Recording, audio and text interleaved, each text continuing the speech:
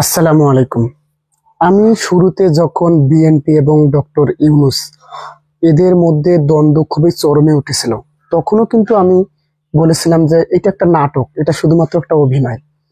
আজকে এসে এখন অভিযোগ করতেছে যে প্রধান উপদেষ্টা ডক্টর মোহাম্মদ ইউনূস বলেন বা এই অন্তর্বর্তী সরকার বলেন এবং বিএনপি এদের মধ্যে একটা সমঝোতা হয়ে গেছে। এখন ক্ষমতায় কিন্তু যাবে বিএনপি, এটা সমঝোতা হয়েছে। এটা কিন্তু এখন সবারই মনে একটা আশঙ্কা দেখা দিয়েছে যে এই সরকার, এই অন্তর্বর্তীকালীন সরকার বা এই ডক্টর ইউনূস এবং বিএনপি এদের সমঝোতা করে এরা বিএনপিকে ক্ষমতায় তুলে দেবে। এবং আপনারা জেনে আশ্চর্য হবেন যে এখানে জামাত কিন্তু বিরোধী শক্তি হবে না। জামাত বা ইসলামী আন্দোলন বাংলাদেশ বা যে ইসলামী দলগুলো আছে তারা জোট গঠন করতে চাচ্ছে, তারা কিন্তু বিরোধী শক্তি এখানে হবে না। বিএনপিকে তারা ক্ষমতায় বসিয়ে দেবে এবং বিরোধী যে শক্তিটা হবে, আমার যেটা মনে হচ্ছে এইটা হইতেছে এনসিপি। এখন জামাত কেন বিরোধী শক্তি হবে না? জামাতের তো যথেষ্ট শক্তি আছে এবং সরকারে যাওয়ারও সক্ষমতা আছে। এরকম একটা কিন্তু পরিস্থিতি জামাতের, সরকারেও যেতে পারে। তাহলে তারা বিরোধীতে কেন নয়? এখানে কিন্তু জামাতকে মাইনাস করা হবে। কেননা বিএনপি কখনোই চায় না যে ইসলামী শক্তি তাদের অপোজিটে থাকুক, মানে তাদের বিরুদ্ধে থাকুক। এজন্য তারা এনসিপিকেই প্রাধান্য দিচ্ছে বেশিরভাগ।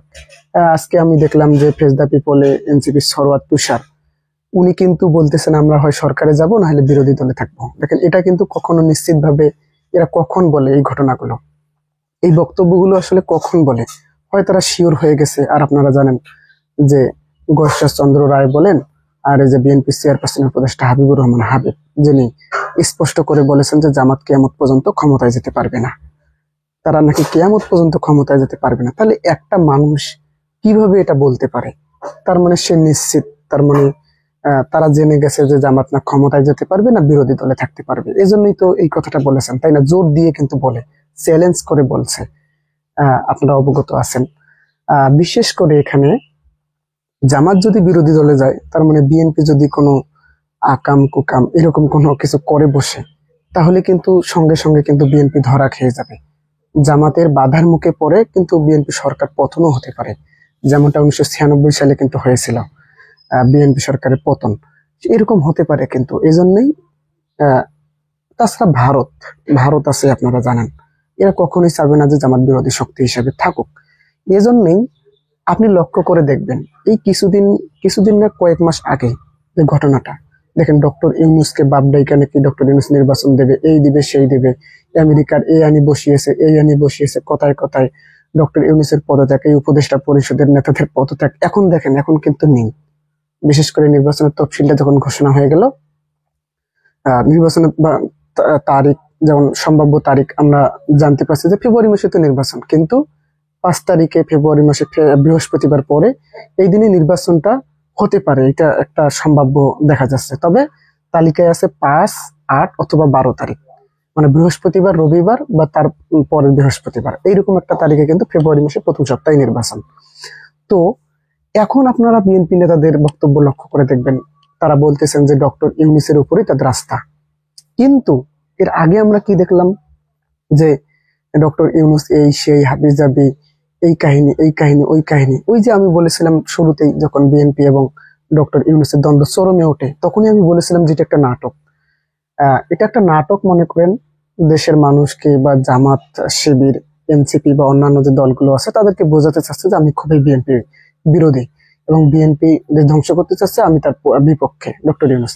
কিন্তু এখন কিন্তু আলাদা রকম, এখন বিভিন্ন মহল থেকে কিন্তু গুঞ্জন এবং অভিযোগ উঠতেছে যে এই ডক্টর ইউনূস বা এই অন্তর্বর্তীকালীন সরকার কিন্তু বিএনপিকে ক্ষমতায় দিয়ে দেবে, বসিয়ে দেবে, যেন তেন একটা নির্বাচন করে বিএনপিকে ক্ষমতায় বসিয়ে দেবে কিন্তু এই অন্তর্বর্তীকালীন সরকার। আসলে এরকমই কিন্তু অভিযোগ অনেক উঠতেছে এবং জামাত কিন্তু এখানে মাইনাস হয়ে যাবে, এরকম কিন্তু একটা প্ল্যান হচ্ছে। এই যে কোনোভাবে কিন্তু বিএনপি জামাতকে প্রধান শক্তি, প্রধান বিরোধী দল হিসেবে দেখতে চায় না। কেননা জামাত যদি প্রধান বিরোধী দল শক্তি হয়, আগামী তার পরের বার হয়তো জামাত ক্ষমতায় আসবে, অথবা বিএনপির জন্য এটা কিন্তু একটা খুবই খুবই একটা বিল যদি পাশ করে যায় বা অন্য কোনো কাজ আকাম কুকাম করতে যায়, চাঁদাবাজি, সব থেকে কিন্তু বড় বাধা এখানে জামাত হয়ে দাঁড়াবে। কারণ প্রধান শক্তি, প্রধান বিরোধী দল কিন্তু জামাত যদি হয়, তাহলে মনে করেন সরকারের পতন ঘটতেও কিন্তু কোনো সময় লাগবে না। কিন্তু এনসিপিও তো আসলে বর্তমান চাঁদাবাজি বলেন, এই বলেন সেই বলেন, এগুলো নিয়ে কিন্তু খুবই জড়িত। তো তারা যদি মনে করেন বিএনপি এনসিপি কে যদি ভাগ দেয়, তাহলে মনে করেন এনসিপি চুপ হয়ে যেতে পারে, এরকম একটা আমি আহ, ভাবতেছি আর কি, এরকম একটা বিষয়। এটা আসলে মোটেও তেমন কোনো বিষয় না। আর এনসিপি বলেন আর বিএনপি বলেন, বিএনপি চাইলে এনসিপি কে কিন্তু যে কোনো কৌশলে মনে করেন হাতে নিতে পারে, এটা তাদের কোনো আসলে কোনো ব্যাপার না। কিন্তু জামাতকে কিন্তু তারা পারবে না, কেননা আপনারা জানেন এনসিপির তেমন কোনো শক্তি নেই, সামর্থ্য নেই। কিন্তু জামাতের কিন্তু সর্বপরিসরে শক্তি সামর্থ্য আছে, এবং সব জায়গায় কিন্তু তাদের একটা ক্ষমতা দেখানোর একটা কিন্তু শক্তি আছে তাদের। আইন থেকে শুরু করে সব জায়গায় কিন্তু জামাত আছে, উকিল আছে তাদের, ব্যারিস্টার জজ সবকিছু কিন্তু তাদের আছে। তারা তারা আসলে ক্ষমতা দেখাতে কোনো রকম, এমনকি তাদের প্রতিষ্ঠানও আছে, চিকিৎসা সেবা আছে, এই আছে সেই আছে। সো জামাত যদি প্রধান বিরোধী শক্তি হয়, তাহলে কিন্তু বিএনপির জন্য এটা একটা খুবই ভয়ঙ্কর বার্তা। এই জন্যই কিন্তু দেখেন এখন বিএনপি এবং ইউনূস, তাদের কথাবার্তা আপনি লক্ষ্য করে দেখবেন একটা সঙ্গে একটা পরিপক্কতা, মানে মিলেমিশে আছে। এই যে জুলাই ঘোষণাপত্রটা দেখেন, এটা এটা যে কার জুলাই ঘোষণাপত্রটা, বিএনপির না আওয়ামী লীগের, এটা বোঝা খুবই কিন্তু কঠিন। এই জন্যই কিন্তু এনসিপির যে 5 জন নেতা ছিল, কক্সবাজারে ঘুরতে গিয়েছে, ওরা কিন্তু এমনি এমনি ঘুরতে যায়নি। ওরা জানে এটা, এই জুলাই ঘোষণাপত্র এটা মানুষকে জাস্ট দেখানোর জন্য, এই জন্যই কিন্তু তারা ঘুরতে গিয়েছে। জুলাই ঘোষণাপত্র এই জন্য, এই যে মানুষকে দেখানোর জন্য, এই জন্যই তারা ঘুরতে গিয়েছে। দেখেন এনসিপিতে হাসনাত আব্দুল্লাহ, সার্জিস আলম, এটা কিন্তু খুবই একটা অন্যান্য নেতাকর্মীরা যতই আকাম কুকাম করুক, কিন্তু ওরা কিন্তু কখনো করবে না। এখন যেটা বোঝা যাচ্ছে যে জামাতকে কিন্তু তৃতীয় শক্তি বা তৃতীয় বা 4 নম্বরে কিন্তু ফেলা হবে। ইতিমধ্যে আপনারা জানেন যে সব জায়গা থেকে গুঞ্জন বা খবর আসতেছে যে সিট নিয়ে কিন্তু, মানে আসন নিয়ে কিন্তু ভাগাভাগি চলছে। বিএনপি সরকারে যাবে, এনসিপি বিরোধী শক্তি হিসেবে থাকবে, এবং জামাত কিন্তু তৃতীয় শক্তি হিসেবে থাকতে পারে, এরকমই কিন্তু একটা আশঙ্কা উঠতেছে। তো এই বিষয়ে আসলে আপনার মনে এখনো পর্যন্ত যদি কোনো প্রশ্ন বা কোনো কিছু জানা থাকে, অবশ্যই অবশ্যই আপনাদের মন্তব্যটি শেয়ার করবেন। ধন্যবাদ। আসসালামু আলাইকুম।